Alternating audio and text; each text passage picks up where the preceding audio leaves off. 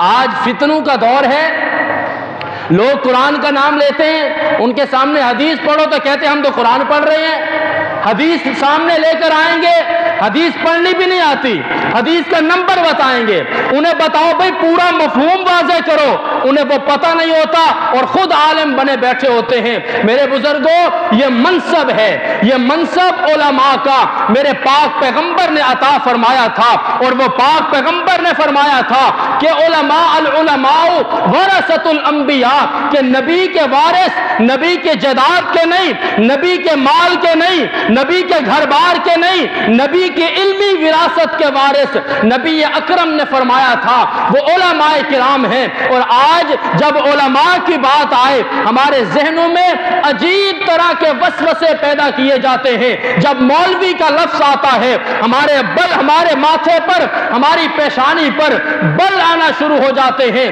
ہم نے مولویت کو، ہم نے عالمانہ اس منصب کو آج ایک ایسا بچوں کے سامنے ایک اچھوتا منصب بنا دیا ہے کہ آج کا بچہ حافظ قرآن بننے سے پہلے سوچتا ہے کہ اگر میں حافظ بن گیا روٹی کہاں سے کھاؤں گا، اگر میں عالم بن گیا کھانا کہاں سے کھاؤں گا۔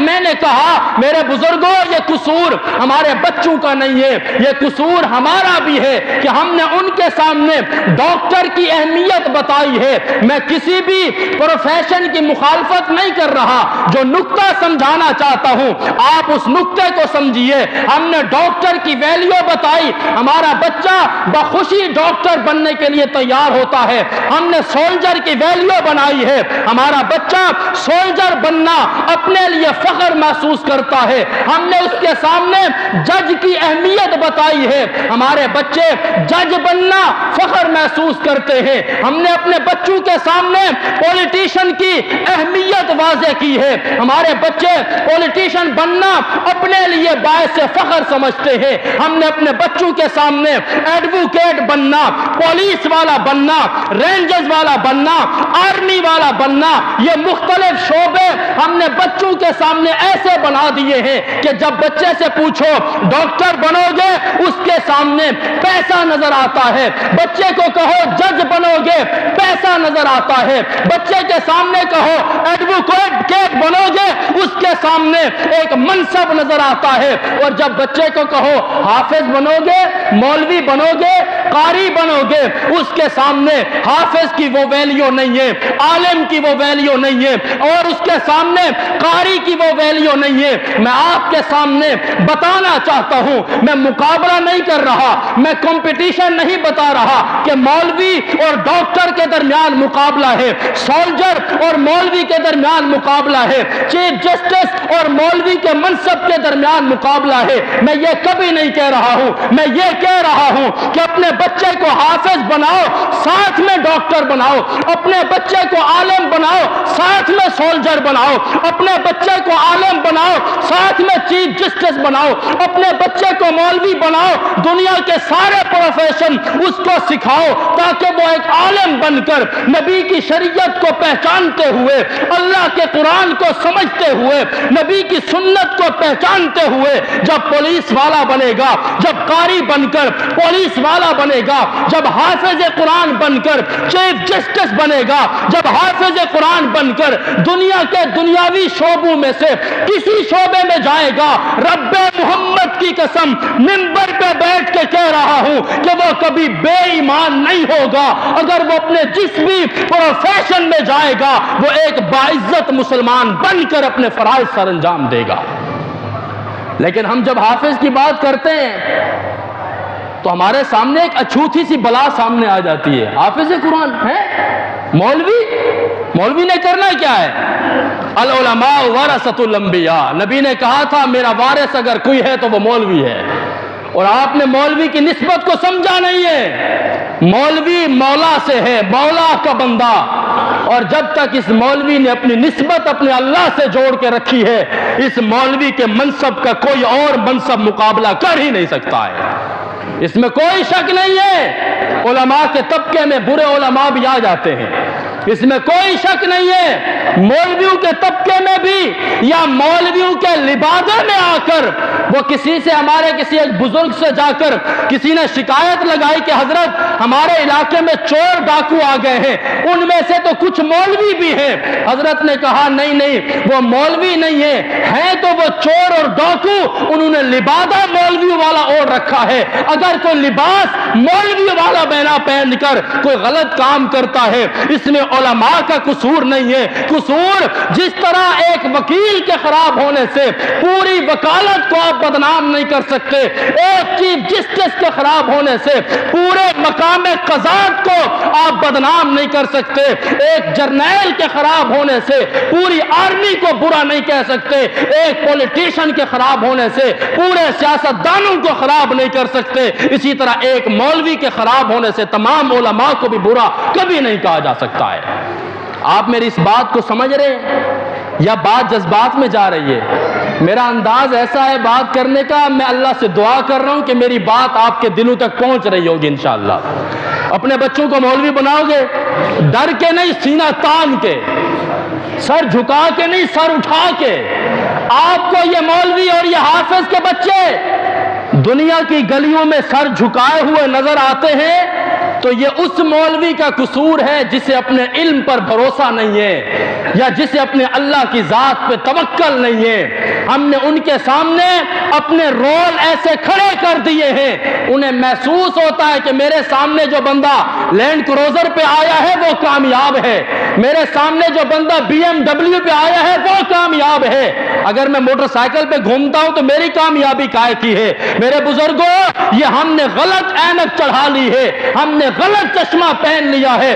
کامیابی بنگلے میں نہیں ہے، کامیابی لینڈ کروزر میں نہیں ہے، کامیابی BMW میں نہیں ہے، کامیابی 125 یا موٹر سائیکل یا اعلیٰ کوالٹی کی تمام سواریوں میں نہیں ہے۔ کامیابی آپ کے پاس تب آتی ہے جب زمین والے اگرچہ سارے ناراض ہوں لیکن عرش والا آپ سے راضی ہو تو سر اٹھا کے چلنا چاہیے، اور یہ فیصلہ ہمارا ضمیر کر سکتا ہے کہ میرا اللہ مجھ سے راضی ہے یا ناراض ہے۔ یہ دل کا مفتی بہت بڑا مفتی ہے، یہ دل آپ کا بہت بڑا مفتی ہے، اور یہ مفتی کبھی جھوٹ نہیں بولتا، کیونکہ مارکیٹ میں مفتی بھی بک جاتے ہیں نا، کبھی کبھی مارکیٹ میں کبھی کبھی مفتی بھی بک جاتے ہیں، اس میں کوئی شک نہیں ہے، انکار نہیں ہے، لیکن یہ مفتی جب تک زندہ ہے، ضمیر جس کا نام ہے، جب تک یہ زندہ ہے یہ آپ کو غلط کام نہیں کرنے دے گا۔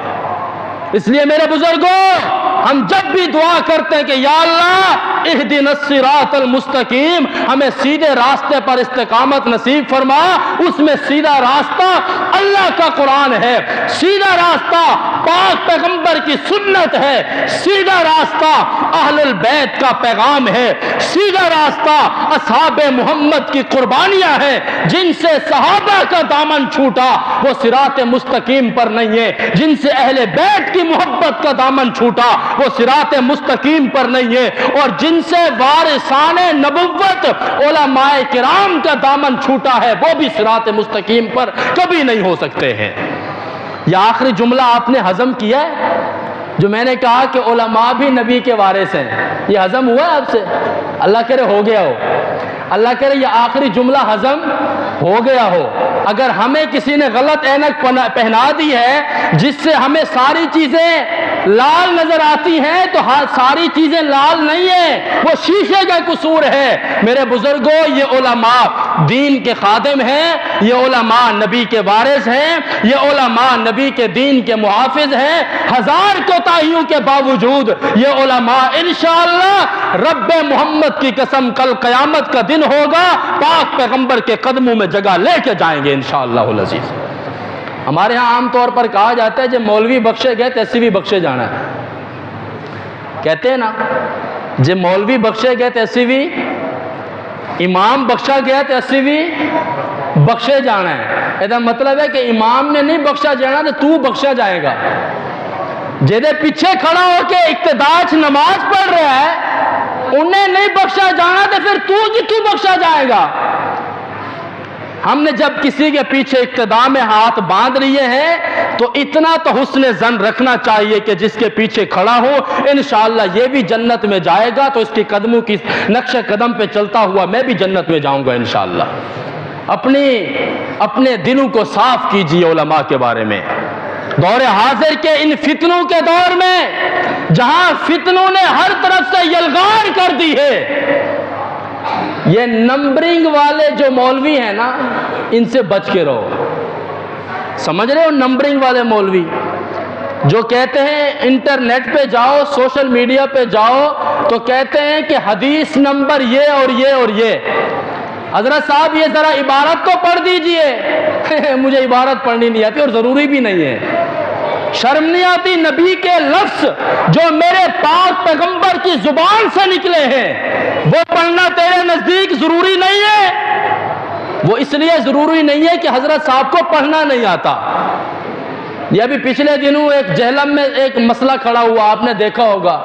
میں یہ بات کرنا نہیں چاہتا لیکن میرے کچھ بزرگ دوستوں نے کہا کہ اس بات پر کچھ بات ہونی چاہیے۔ وہ کہتا تھا میں سب کچھ میں ہوں، جو کام میں نے کیا 1400 سال کے مولویوں نے کچھ بھی نہیں کیا۔ اور تو نے کہاں سے پڑھا؟ تجھے تو عربی نہیں آتی۔ کہتا عربی سیکھنا کوئی ضروری بھی نہیں ہے۔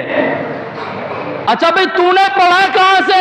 کہتا ہے تمہارے بابو نے جو ترجمے کیے نا وہی ترجمے پڑھ کے تمہیں سمجھا رہا ہوں۔ بڑا نمک حرام آدمی ہے، ہمارے بابو کے کیے ہوئے ترجمے سنا کر مولوی بنا بیٹھا ہے اور پھر کہتا ہے مولویوں نے کیا ہی کچھ نہیں ہے۔ مولویوں نے وہ کارنامے سر انجام دیے ہیں کہ تو کیا تیرے باپ دادے کبھی تصور بھی نہیں کر سکتے ہیں۔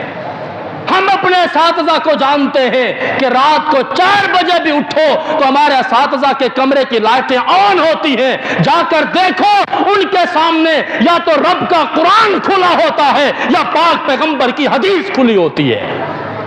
رات کو 4 بجے بیٹھ کر جو رب کا قرآن سمجھ رہا ہو، نبی کا فرمان پڑھ رہا ہو، اگر اس نے دین کا کچھ نہیں کیا تو انٹرنیٹ کے نمبر، انٹرنیشنل نمبر بتا رہا ہوں۔ وہ کہتا ہے انٹرنیشنل نمبر بتا رہا ہوں، حدیث نمبر فلاں۔ وہ حضرت صاحب یہ حدیث بھی تو پڑھنی نہیں آتی۔ ناراض نہ ہونا، میں موضوع اس طرف لے گیا لیکن ضرورت ہے دور حاضر کی کہ فتنہ جہاں سے اٹھے گا اس کا مقابلہ علماء نے ہی کرنا ہے انشاءاللہ۔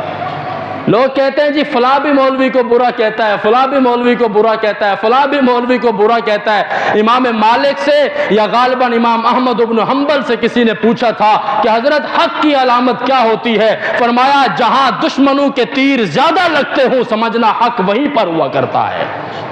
دور حاضر میں اگر ہر بندہ علماء کی مخالفت میں لگا ہوا ہے تو اس کا مطلب یہ ہے کہ ان کے سینے میں وہ خزانہ ہے جو پاک محمد امت کے لیے چھوڑ کے گئے تھے، اور اس خزانے کے چور کبھی اس بات کو برداشت نہیں کر سکتے کہ علماء کو عزت کی نگاہ سے دیکھا جائے۔ میرے بزرگوں، جو صبح اٹھے تہجد پڑھیں، جو نماز پڑھیں، بچوں اللہ قال رسول پڑھائے، جن کا پورا دن مسجد میں گزر جائے، جو صبح اٹھے بسم اللہ کر کے قرآن کی تلاوت کرنا شروع کرے اور پورا دن رب کا قرآن پڑھے، نبی کی حدیث پڑھے، فقہ دین کو پڑھے، نبی کے فرامین کو سمجھے اور آگے سمجھائے۔